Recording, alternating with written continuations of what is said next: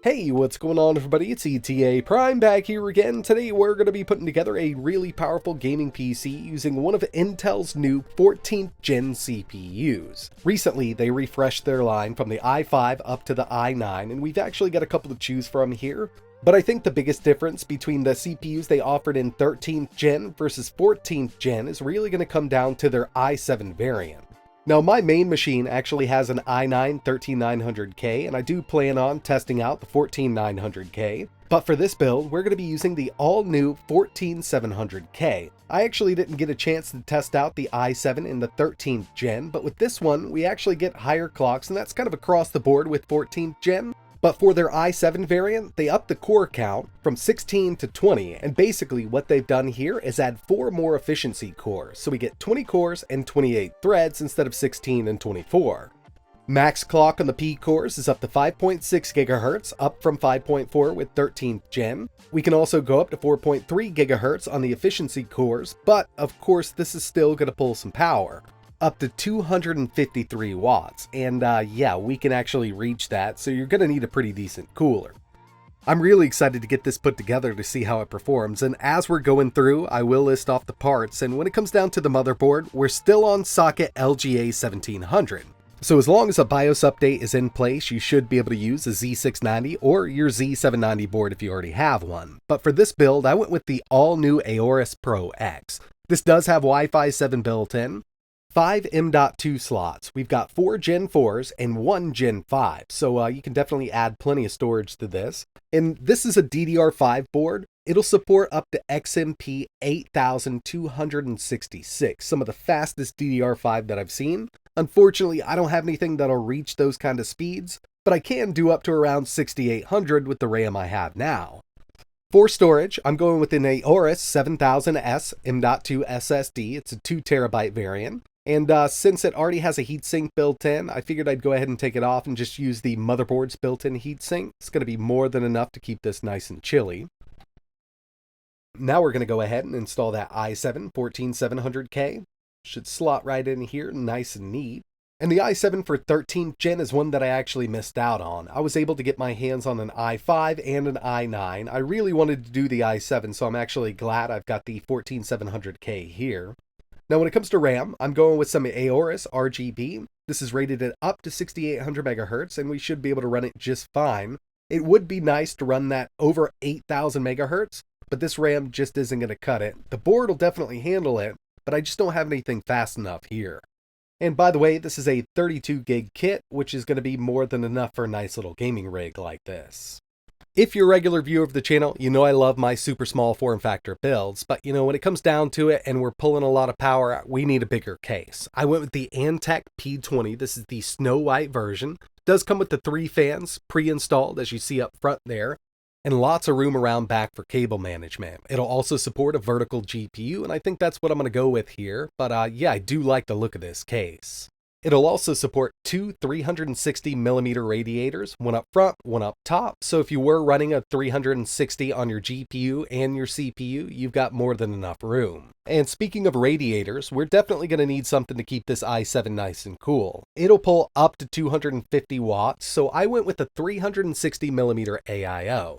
This is Cooler Master's new Master Liquid 360L Core White. Not a lot of bells and whistles with the core version here, a little bit of RGB on the block. It does come with some RGB fans, and I tried to find this with no RGB fans. I was just going to go straight no RGB with this whole build, but this is the one I could get my hands on, and I think it's going to fit right in with the build. Now, if you haven't guessed yet, I mean, this is going to be an all-white build. We've even got that white motherboard.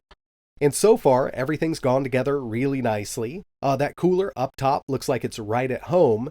Now, the next thing we need to add here is a power supply. And, you know, given the CPU and GPU choice that I made, I do need quite a bit of power. So I actually went with Cooler Master's brand new GX3 850 Gold power supply. I could not get the white version, but it's going to be nice and hidden inside of this Antec case anyway. And it's going to give me plenty of power for my CPU and GPU combo. And speaking of the GPU, I was going to go NVIDIA, but I figured we'd go AMD with this and use ASRock's Taichi 7900 XTX. This is their white variant. I think it looks really good. And setting it in here vertically, I think is going to be the way to go. So I picked up a vertical GPU bracket from Amazon. I've also got some white cable extensions just to kind of clean everything up. And personally, I think it looks really good. Now I wanted to go minimal RGB.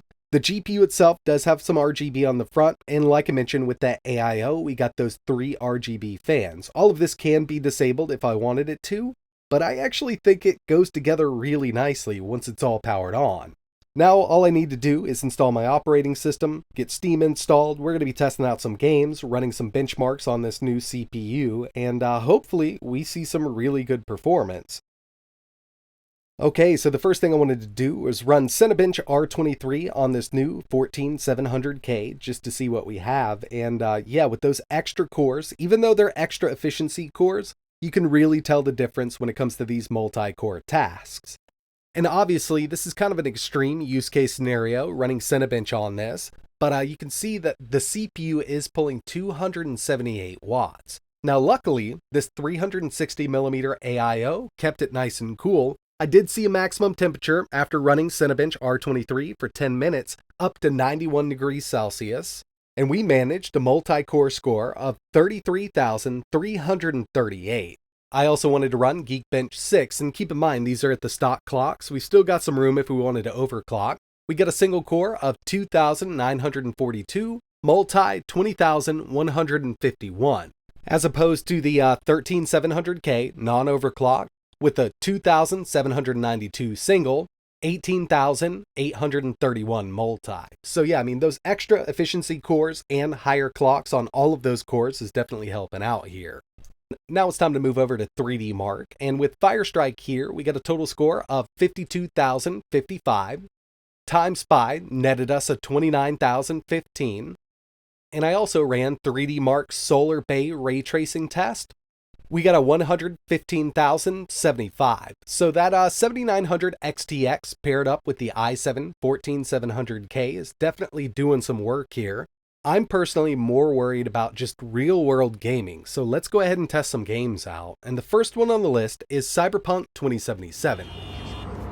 4K, Ultra, no FSR, so we don't have any kind of resolution scale going. We got an average of 84 FPS, which isn't bad given that we're not using FSR here, so we are at a true 4K resolution.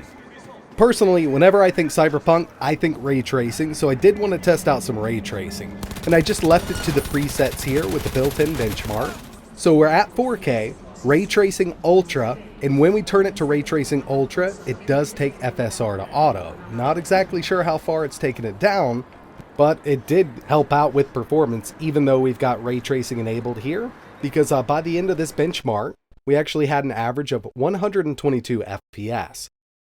Knowing what I know about this game and these AMD cards, it wouldn't surprise me if FSR was actually taken to performance through this test even though it's set to auto.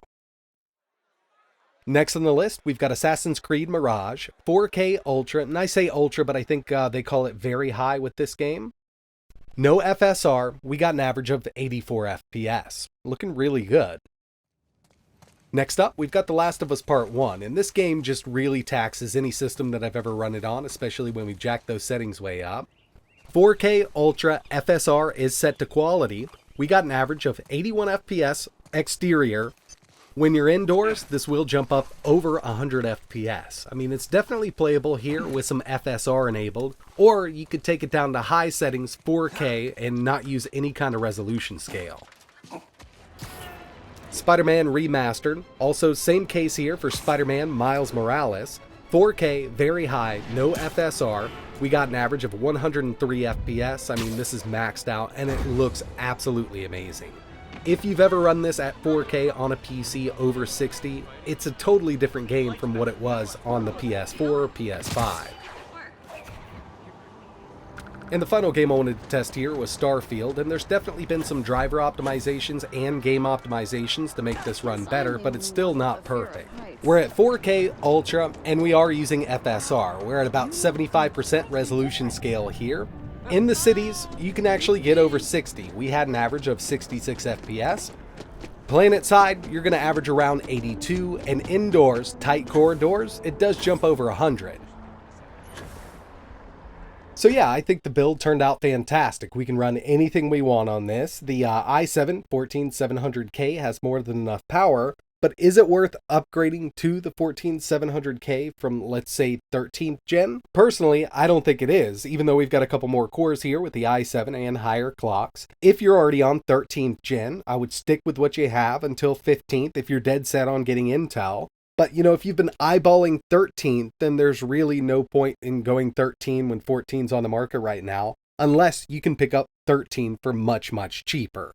But that's going to wrap it up for this video. If you're interested in building a similar PC, I'll leave links to everything I used in the description below. And if you've got any questions, let me know in the comments. And like always, thanks for watching.